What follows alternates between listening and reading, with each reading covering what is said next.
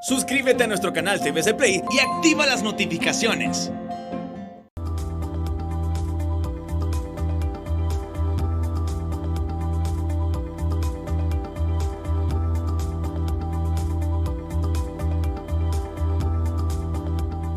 Muy buenas, bienvenidos al banquillo, gracias por estar con nosotros. Hoy vamos a hablar de cómo nos está observando el mundo en un proceso de recuperación del país en medio de la pandemia y cómo está la cooperación en un año político para nuestro país. El representante residente del programa de las Naciones Unidas para el Desarrollo, el doctor Richard Barat, está con nosotros. Qué gusto saludarlo. Gracias por acompañarnos. Ahora mismo, ¿cómo está esa cooperación y esa observación a nuestro país en un año de mucho movimiento por el tema sanitario y desde luego por el proceso electoral que se nos avecina el 28 de noviembre? Buenas noches, doctor Barat. Muy buenas noches, Rosendo. Bueno, un gran saludo a toda la audiencia. Muchas gracias por la invitación. Efectivamente, Honduras está atravesando diversos desafíos muy importantes. En primer lugar, por supuesto, la pandemia, ¿no? Y una gran variedad de medidas que han sido tomadas y que deben continuar siendo tomadas para proteger a la sociedad en su conjunto en relación a esto. Animarse al tema de la famosa vacuna, es muy importante ir en esa dirección. Y bueno, también los desafíos en materia de empleo y de económicos. Por otro lado, todo lo que tiene que ver con la vulnerabilidad de Honduras. Hay que recordar que Honduras es uno de los países más vulnerables del mundo y posiblemente cuando ya registren los daños de ETA y IOTA sea catalogado el país más vulnerable del mundo al cambio climático. Y bueno, es uno de los países que menos contribuye a crear el problema, contribuyendo solo un 0.01% de las emisiones de gases de efecto invernadero. Entonces, ese es otro gran desafío y es la reducción de la vulnerabilidad a desastres naturales en Honduras. Y está todos los desafíos que usted mencionaba, Rosendo, que tienen que ver con los entendimientos políticos necesarios para asegurar un evento electoral que genere los niveles de confianza necesarios para consolidar los avances democráticos en el país. Eso es uno de los retos también más importantes y a la orden del día, en vista que estamos apenas a 32 días aproximadamente de las elecciones, 34 días de las elecciones, ¿no? Sí, doctor Barat, ¿y está consciente la clase política y la sociedad hondureña de los grandes desafíos que tenemos en medio de esta pandemia de cara al próximo año, donde habrá que ir entrando en una normalidad que ya está marcando pautas en el mundo?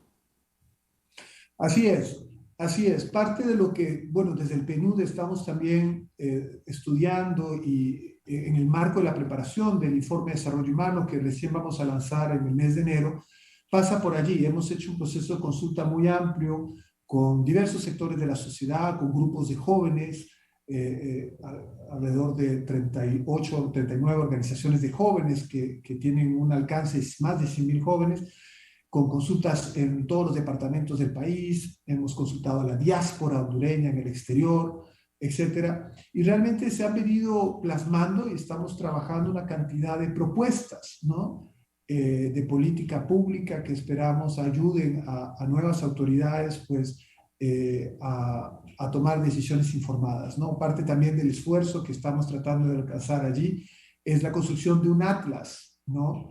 De todo el país, de los 298 municipios, con un conjunto de 90 indicadores por municipio, para realmente dar información actual y veraz de la situación, porque tomar decisiones informadas es fundamental para tener impacto y es parte un poco del esfuerzo que se está haciendo de cara al futuro, ¿no?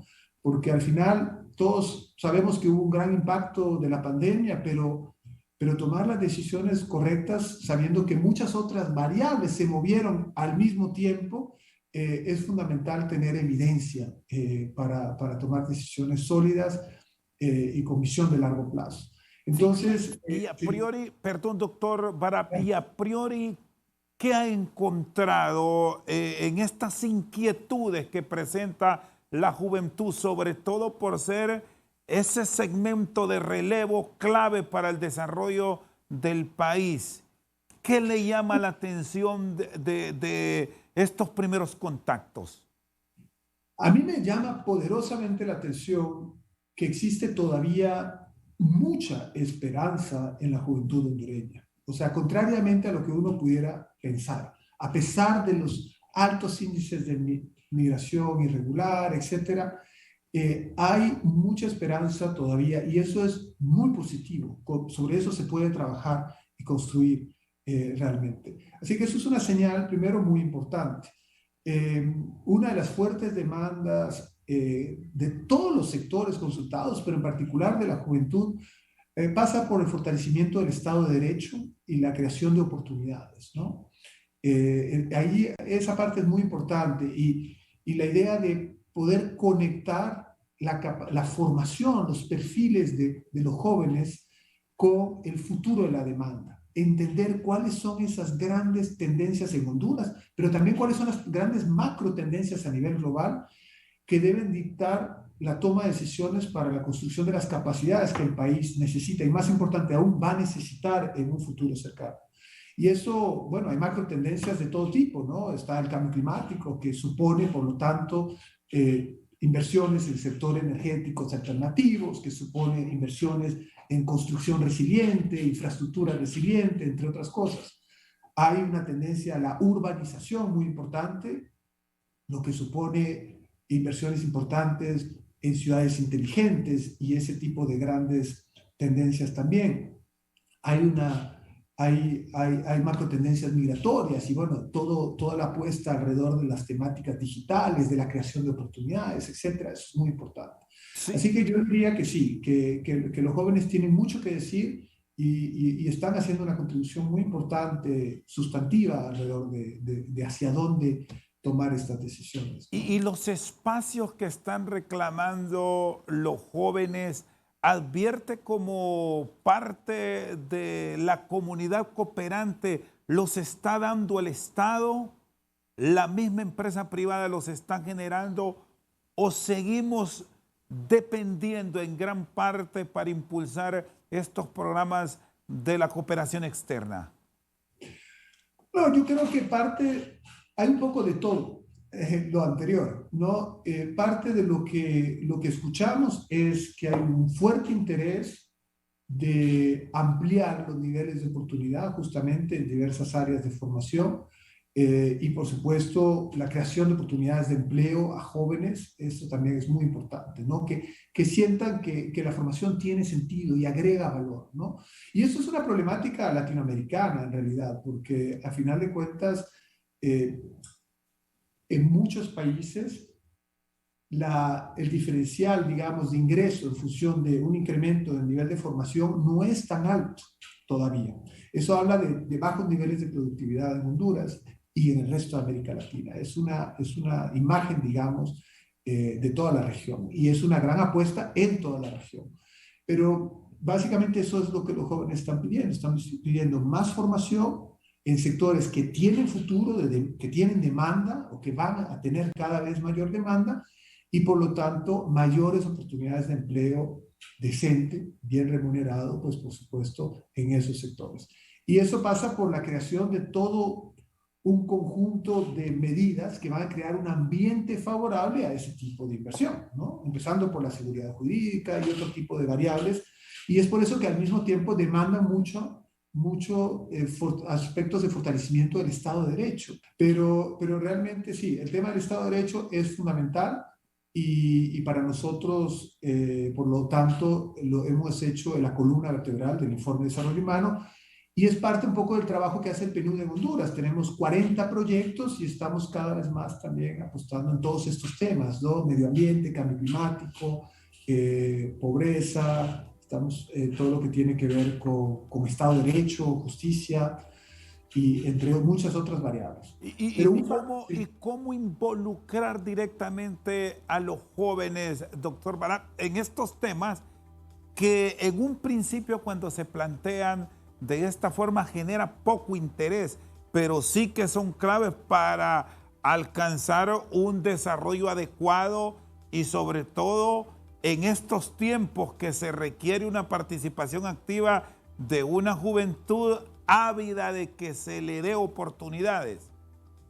Correcto. A mí me ha sorprendido casualmente el interés, al contrario, que han tenido estos jóvenes en participar en los diversos espacios que hemos tratado de facilitar en el marco del Informe de Desarrollo Humano, con el apoyo de varios socios internacionales, ¿no? Como la Unión Europea, Canadá, Suiza, el Banco Centroamericano, los Estados Unidos, en fin, hay varios actores que participan apoyando la creación de estos diversos espacios.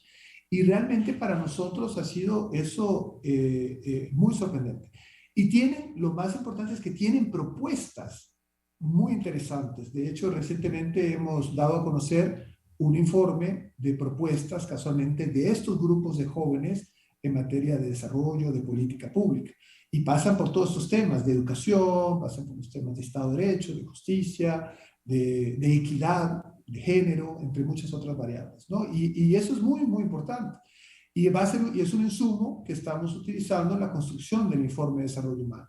Al igual que otro documento que presentamos recientemente, que tiene que ver con las contribuciones de varios pensadores e intelectuales reconocidos en Honduras y fuera de Honduras, alrededor del tema de la problemática del país, ¿no? Ahí también se recoge una cantidad de ideas, de recomendaciones.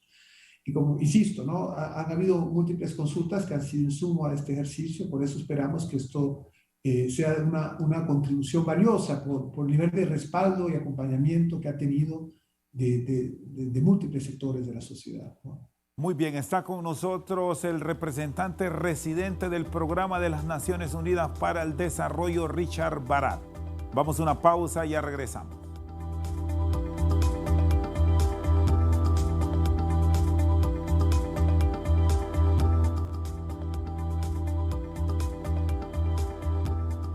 Seguimos al banquillo, está con nosotros el representante residente del PNUD, don Richard Barat. Seguridad, justicia y democracia son tres pilares básicos que involucran un desarrollo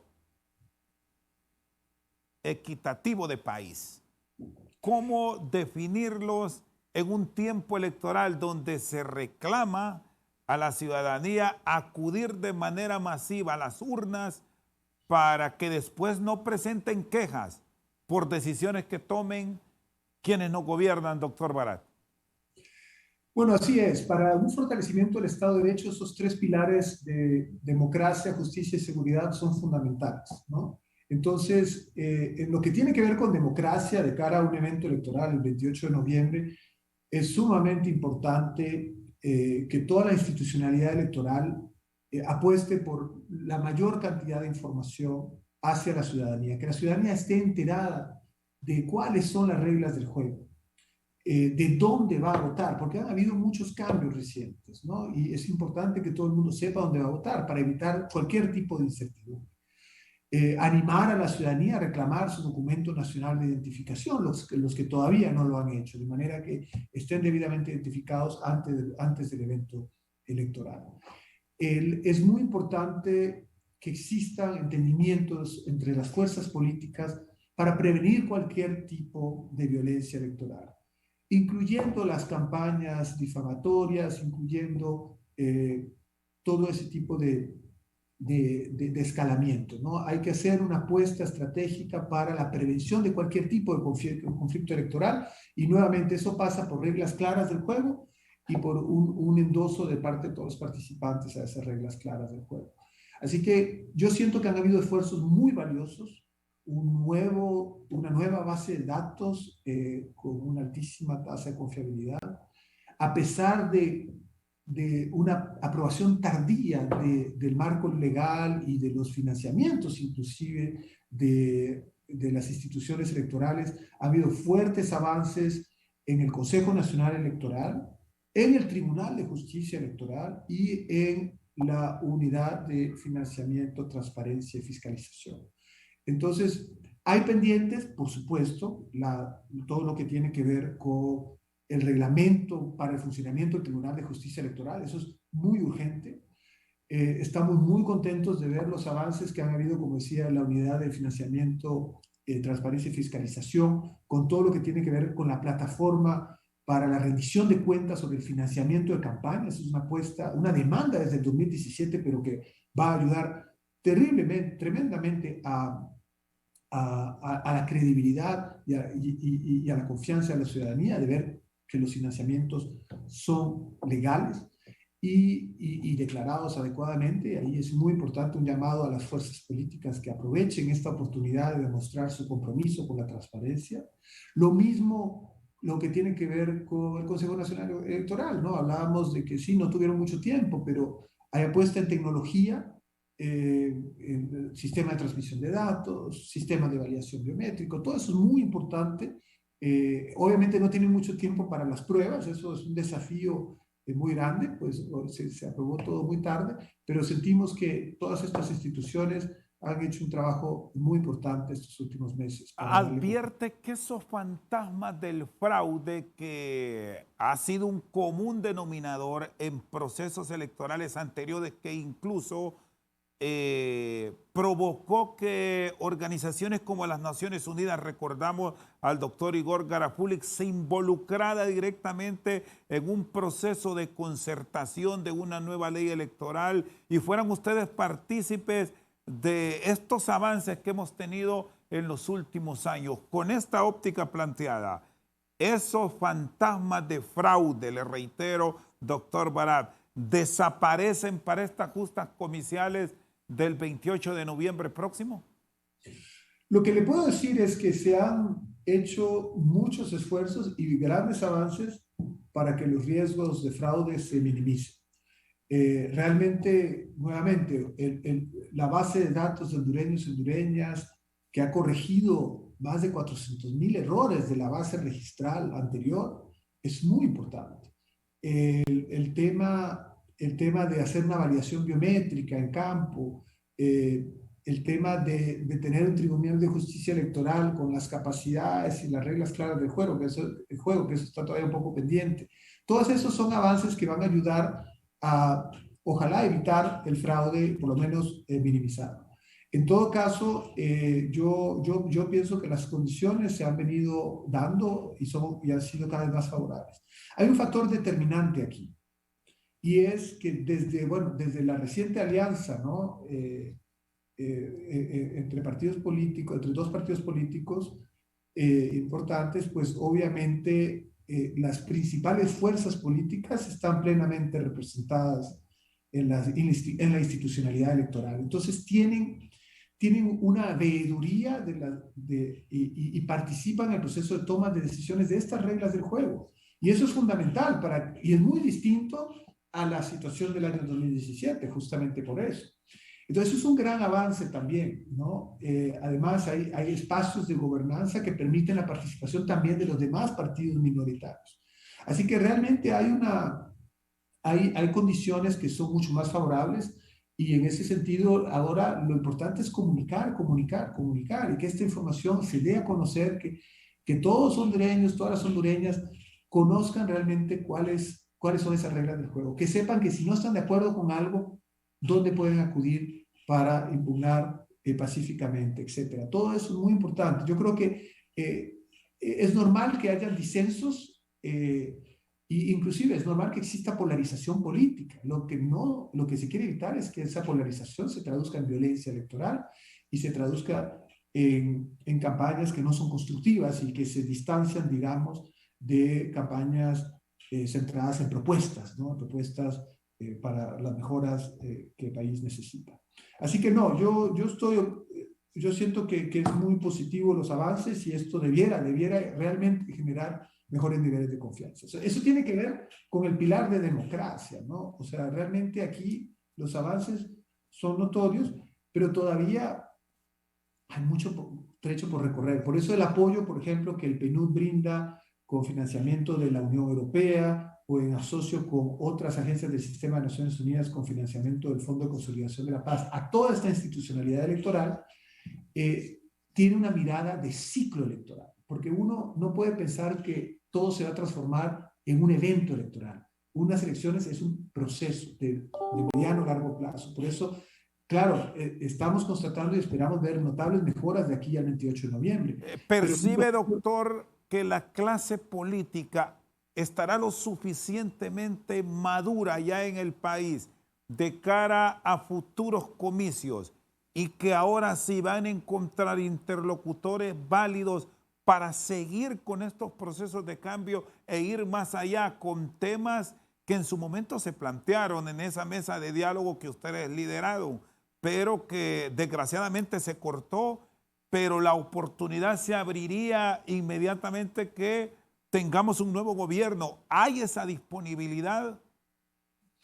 bueno, la institucionalidad electoral tiene un plazo distinto al gobierno, digamos. O sea, hay una cierta continuidad y eso va a permitir fortalecer la institucionalidad. Yo pienso que las lecciones aprendidas de este proceso electoral son realmente de que los entendimientos se han dado muy tarde y han puesto bajo mucha presión la obtención de muchos resultados que van a permitir elecciones óptimas. Y por eso es que creo que después del evento electoral, independientemente a los resultados, va a haber o debiera haber esa conciencia que hay una necesidad bastante urgente de completar los procesos de transformación necesarios en materia electoral para que eso no vuelva a suceder en las próximas elecciones, ¿no?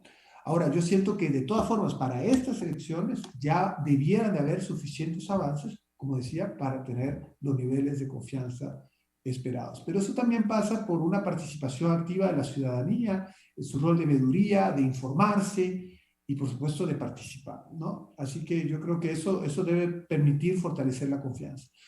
Pero nuevamente, la problemática de la confianza no es un monopolio hondureño, es algo global. Solo en América Latina, el Latinobarómetro arroja datos sorprendentes, ¿no? De la falta de confianza que existe en eventos electorales y en la institucionalidad en su conjunto, ¿no? Allí hay un desafío de acercar a la institucionalidad a la ciudadanía. Y eso me lleva al pilar de justicia, porque en el pilar de justicia, por ejemplo, parte de los grandes desafíos es ese, es cómo lograr acercar al hondureño, a la hondureña, a la justicia. Hay mucho trabajo por hacer. Recientemente se está trabajando este plan estratégico institucional, por ejemplo, del Poder Judicial, en donde pues esperamos poder apoyar en todo lo que tiene que ver con ese esfuerzo de transformación digital, por ejemplo, ya se están avanzando en audiencias virtuales, etcétera. Todo esto apunta en la dirección de acercar a la ciudadanía a estos servicios públicos, entre ellos justicia. Así que yo siento que hay avances, no se pueden negar y es importante que existan avances, o sea, que estos avances continúen, ¿no? No puede culminar un proceso de transformación en el tema electoral o cualquier otro tema el 28 de noviembre. Por Muy eso bien. tiene que haber una mirada a largo plazo. Muy bien, está con nosotros el representante residente del PNUD en Honduras, don Richard Barat. Vamos a una pausa y ya regresamos.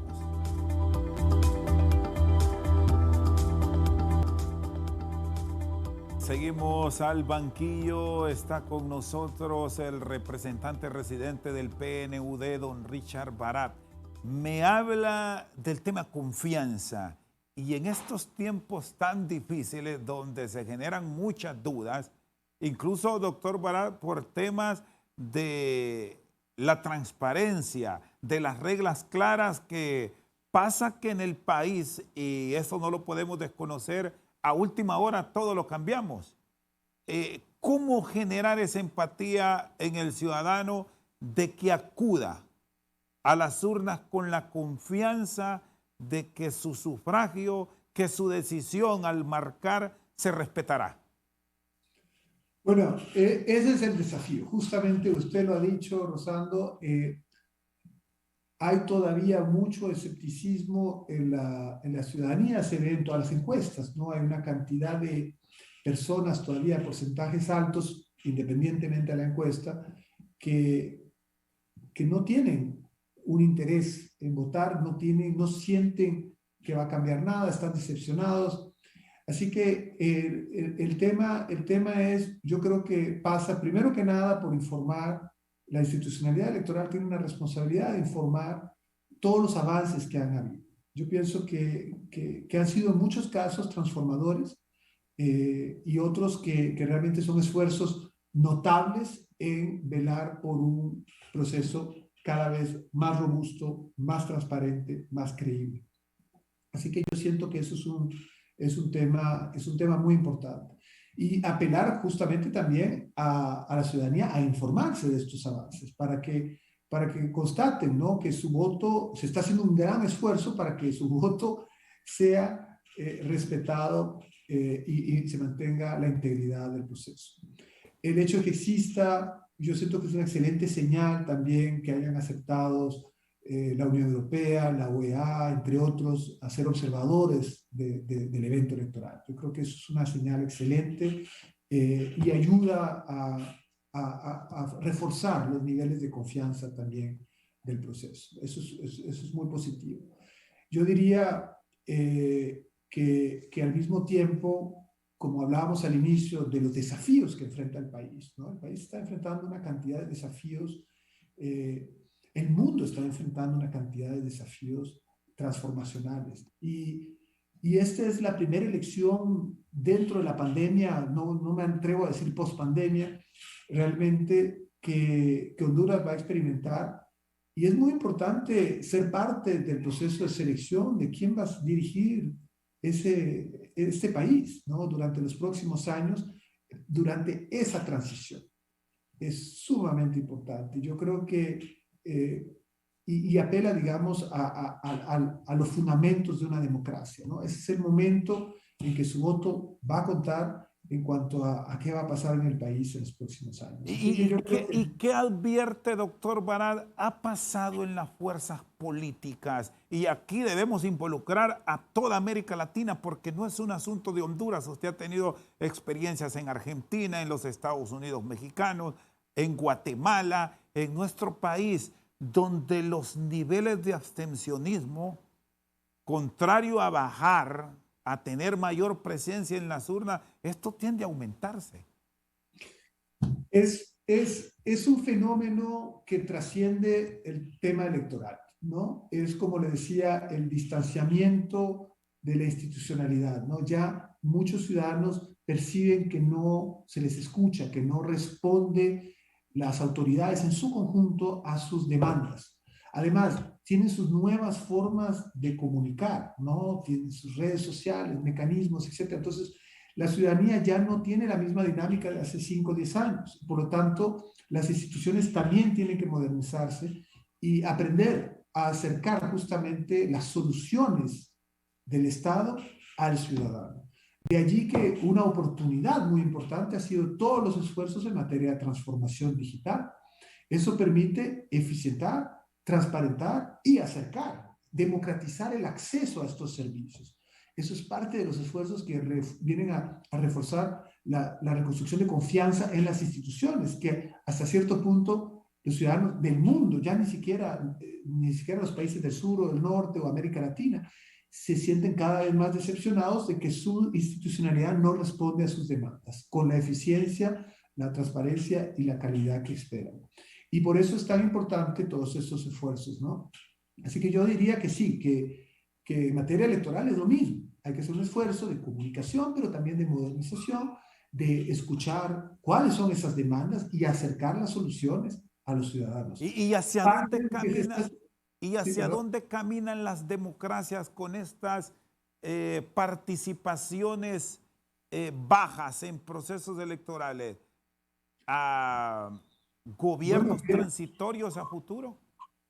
Pues pierden hasta cierto punto legitimidad, ¿no? Entre menos porcentaje de la población los respalde en el momento de las elecciones, pues menos legitimidad puede percibirse que tienen. Así que el tema aquí pasa por esos reforzamientos de las comunicaciones y es parte de lo que sentimos está tratando de hacer toda la institucionalidad nueva electoral. Yo siento que, por eso yo decía, pasa por esos esfuerzos de comunicación. Nosotros estamos viendo que cuando hablamos de políticas públicas, ¿no?, ya no se puede diseñar en un escritorio, en un ministerio. Una política pública tiene que tener procesos muy inclusivos y participativos de los actores interesados en esa política pública para que realmente responda a esa necesidad. Y el monitoreo de esa política pública, la fiscalización de su cumplimiento también pasa por la participación ciudadana. Eso es un desafío y por eso es que la sociedad civil organizada es tan importante, ¿no? Y en el caso de Honduras, pues debe verse fortalecida, ¿no? Y no obstruida en su función. Es clave que la sociedad civil tenga un rol creciente justamente porque de forma organizada contribuir a la construcción de políticas públicas y fiscalizar su adecuada implementación. Así que parte del esfuerzo tiene que pasar por allí. Y ahora, bueno, las tecnologías son un apoyo tremendamente grande para facilitar ese esfuerzo, pero obviamente no, por sí solas no cumplen el propósito. Yo sí siento que la ciudadanía tiene interés, pero quiere hacerlo a su manera. Y por eso es que hay que facilitarle la participación a los actores. Lo que les hace perder interés es cuando se deciden su futuro en el hemiciclo de un congreso, en ministerios de línea, etcétera, sin haber sido verdaderamente parte de la discusión en el proceso de construcción de esas políticas. Así que sí, parte del esfuerzo democrático tiene que ir por allí. Y vistos estos escenarios para el país, a futuro será necesario entrar en estos procesos de modernización que nos lleven a una segunda vuelta electoral, algo que siempre entra en el tema de discusión político al inicio de los gobiernos, pero después como que se va olvidando, se va dejando y esto permite que minorías muchas veces decidan. Este sería un buen ejercicio para comenzar a experimentarlo a futuro de nación, doctor Barat. Bueno, es un tema que no ha llegado a un consenso. O sea, hay que recordar, bueno, la segunda vuelta, mire, yo siempre digo que el mejor proceso electoral es en el cual su ciudadanía cree y confía. Hay excelentes modelos electorales con segunda vuelta y hay excelentes modelos electorales sin segunda vuelta. Lo importante es cómo se implementa cada uno y el nivel de participación y respaldo que tienen de su ciudadanía. Así que prácticamente resumo de esa forma cuál puede ser la estrategia. Lo que se necesita es crear espacios para que esto sea debidamente discutido y que el país tome una decisión soberana de lo que mejor le conviene, considerando todos los pros y cons, ¿no? Costos adicionales versus ahorros, en fin, hay una cantidad de variables que hay que tomar en cuenta y solo los actores nacionales pueden tomar esa decisión. Nosotros nunca nos hemos pronunciado realmente a favor o en contra de una segunda vuelta, porque, insisto, o sea, todos los modelos funcionan y ninguno de los modelos funciona. Todo depende del país y de la forma en que han sido implementados, ¿no? Muy bien, está con nosotros el representante residente del Programa de las Naciones Unidas para el Desarrollo en Honduras, don Richard Barat. Una pausa, ya regresamos.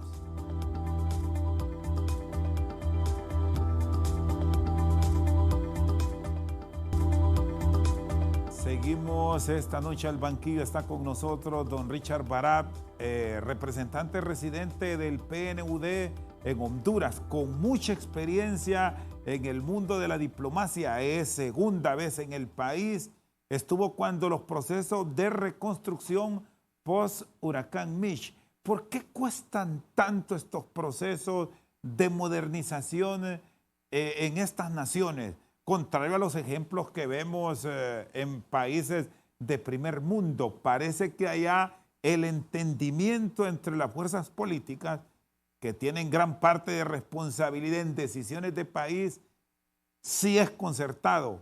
Aquí esto es difícil, sentar la izquierda y la derecha y el centro en una misma mesa, doctor Barat. Sí, yo creo que el desafío de muchos países, ¿no? es esa polarización política. Yo creo que si regresamos al huracán Mitch, ¿no? Que puso en evidencia muchas vulnerabilidades en el país, pero al mismo tiempo se hizo una gran labor en la construcción de un plan de desarrollo, más que de reconstrucción solamente. Pero ¿qué pasa? O sea, tanto con ese plan de reconstrucción como con muchas otras cosas, no siempre tienen la continuidad que uno quisiera. Entonces no se trata que todo continúe, pero se trata de que lo que funciona, lo que tiene perspectivas de tener éxito, se continúe. Ahora se ha elaborado un plan de reconstrucción también, ¿no? Inspirado en las lecciones, inclusive de los anteriores, para post-huracán ETA y IOTA. Independientemente que se haya hecho bajo un gobierno, no significa que el nuevo gobierno no pueda retomar, hacer sus ajustes si fuese necesario, pero retomarlo. Entonces, parte de la madurez política de un país pasa por allí, pasa por la capacidad de identificar cuáles son estas grandes apuestas estratégicas que están generando resultados y cuáles no. Y realmente no reinventar la rueda, porque al final, en 4 o 5 años, dependiendo del país, no se puede desarrollar un país. Se necesita una visión de largo aliento y eso supone entendimientos entre la clase política, eso supone una participación activa de la ciudadanía, del sector privado, de la sociedad civil, que exija justamente continuidad de algunos esfuerzos que están generando los resultados deseados. Y esa misma ciudadanía va a exigir los cambios a esas estrategias, a esos planes que también consideran necesarios.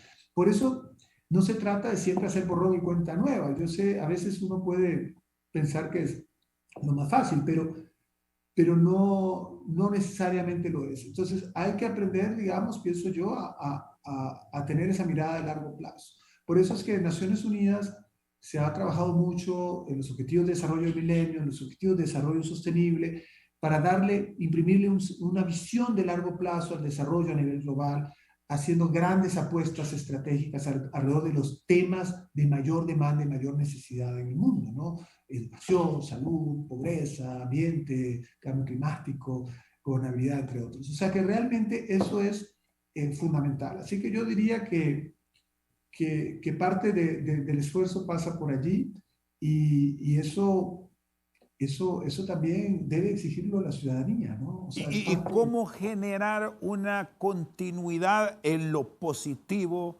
del tema sanitario y el tema educativo, que son dos pilares básicos sobre los cuales deberá seguir trabajando el gobierno que tome los destinos del país a partir del 27 de enero? La pandemia aquí seguirá y la necesidad de reestructurar el sistema educativo va a ser básico para que entremos en una dinámica de nuestra economía adaptada a la nueva normalidad, doctor Barat. Así es. Bueno, tocó dos temas importantísimos, ¿no? Vera, la educación, la salud, de nuevo, son procesos de largo plazo. Si algo dejó la pandemia es poner en evidencia la importancia y las falencias de los diversos sectores educativos y los sectores de salud, ¿no? A nivel global. Y realmente, y también sensibilizar a todos los actores de una ciudadanía de la importancia de invertir mucho más en esos campos. Así que eso es el lado positivo, digamos, de la pandemia. Ahora, invertir está bien, es muy importante, es una condición sine qua non y nuevamente es fundamental, pero hay que asegurarse que se invierta bien. Y entonces allí es donde pasan estos entendimientos entre los diversos actores, ¿no? Es muy fácil pensar en una estrategia educativa, por ejemplo, pero si no están tomados en cuenta los profesores, los maestros, pues es muy difícil y así sucesivamente. Entonces, esos equilibrios, esos diálogos entre las partes interesadas son fundamentales, son fundamentales. Yo creo que hay apuestas que, por ejemplo, en el sector educativo que me parecen muy importantes cuando hablamos de digitalización, nuevamente, por dar un ejemplo, que obviamente por sí solo no logra nada, pero como parte de una estrategia más holística es fundamental. Es darle, hay una oportunidad de darle acceso a altos niveles educativos, o sea, de buena calidad a toda la población. Hay que hacer un esfuerzo, por ejemplo, de reducir la brecha digital, darle acceso a Internet a todo el país como una gran meta. ya estamos en el 2021, pronto en el 2022. Es poco lo que se va a poder avanzar si no se hace una fuerte apuesta en reducir el acceso a Internet, por ejemplo. ¿Para qué? No solamente para acceso a servicios de salud o acceso a educación, para llevar soluciones de desarrollo a todos los sectores y actores de la ciudadanía, ¿no? Micros, pequeñas y medianas empresas, los principales responsables del empleo generado en Honduras, tienen que tener acceso a mercado cada vez más fluido, soluciones digitales. Es una de las grandes apuestas. Pero como decía, yo sí pienso que para darle continuidad a estos esfuerzos hay que involucrar más activamente a los actores interesados en los procesos de construcción de estas estrategias de transformación de los sectores. Y hay que hacerlo. Al final hay que invertir más. Y invertir más supone ahorrar en otras cosas, supone ser más eficientes en el uso de los recursos, combatir la evasión, la elusión fiscal, mejorar el combate a la corrupción, fortalecer la transparencia, en fin, una cantidad de acciones que van a permitir multiplicar los impactos en estos sectores. Pero un tema muy importante, Rosando, y es que, y esto en el PNUD nos hemos dado cuenta después de muchos años, es muy difícil tener impacto de forma sectorial, ¿no? El abordaje tiene que ser multisectorial. Y le voy a poner el ejemplo de seguridad ciudadana. O sea, uno no puede reducir la violencia solamente fortaleciendo la policía. Uno tiene que, sí, fortalecer la policía, apostarle a dinamizar espacios públicos, crear oportunidades educativas, crear soluciones de ocio para los jóvenes, etcétera, etcétera. O sea, es un abordaje integral. De lo contrario, el impacto en la reducción de violencia no va a ser sostenible. Y eso es un poco lo mismo que sucede en los temas de educación, por ejemplo. O sea, uno no puede decir, voy a tener una escuela 5 estrellas en una comunidad si las personas no tienen que comer, si las personas no tienen empleo, no tienen con quién, o sea, no tienen cómo comprar útiles escolares, los niños los tienen que poner a trabajar, etcétera. O sea, hay una cantidad de temas que tienen que ser abordados de manera simultánea, de manera integral. Y eso supone un cambio en la forma en que se están implementando políticas públicas en el mundo. Y con todos estos acontecimientos y estas dificultades sobre las cuales tendrá que trabajar la nueva administración de país, independientemente de quién sea el favorecido o la favorecida, el 28 de noviembre, observa en los próximos 2 meses, allá en los primeros días de diciembre, esa concertación, ese entendimiento del cual me habló al inicio, y a todos los que toman decisiones en el país sentados en una mesa de diálogo por Honduras, doctor Barat. Sí, yo creo que hay muchos formatos, pero hay que fomentar el diálogo entre actores, hay que fomentar espacios de intercambio, no hay duda al respecto. O sea, si no, vamos a seguir en lo mismo, ¿no? Yo pienso que, vaya, se puede reducir la pobreza mejorando el nivel de ingresos, en parte, ¿no? Hay que pensar en todo lo demás, ¿no? Vivienda, acceso a salud, educación, transporte, todas esas dimensiones de la situación de un ciudadano son fundamentales. Pero parte de lo que se ha mostrado por esta pandemia es que el desarrollo parte del ser humano, ¿no? Y tiene que ser el foco central de atención de los esfuerzos de desarrollo, ¿no? Ya sabemos que hay países con buenos niveles de ingreso que no necesariamente permean en una mejor situación de su ciudadanía. Y por eso es tan importante, sí, por supuesto, trabajar en la macroeconomía y mantener la estabilidad macroeconómica de un país, pero más importante aún es asegurarse que haya mejoras en la protección social, en la situación de los seres humanos. Al final, como decía el premio Nobel de Economía Amartya Sen, que fue el creador del índice de desarrollo humano, intelectual por lo menos, el PNUD fue quien lo diseñó, pero él fue nuestro creador intelectual hace 30 años, realmente se necesita un desarrollo humano, o sea, la mayor riqueza que tiene un país es su capital humano, y por ahí debiera pasar las decisiones estratégicas en relación a política pública. Don Richard, le agradezco por su tiempo, muy amable. Con mucho gusto, muchas gracias por la invitación. Richard Barad, representante residente del Programa de las Naciones Unidas para el Desarrollo en Honduras, con nosotros al banquillo. Por su sintonía, muchas gracias.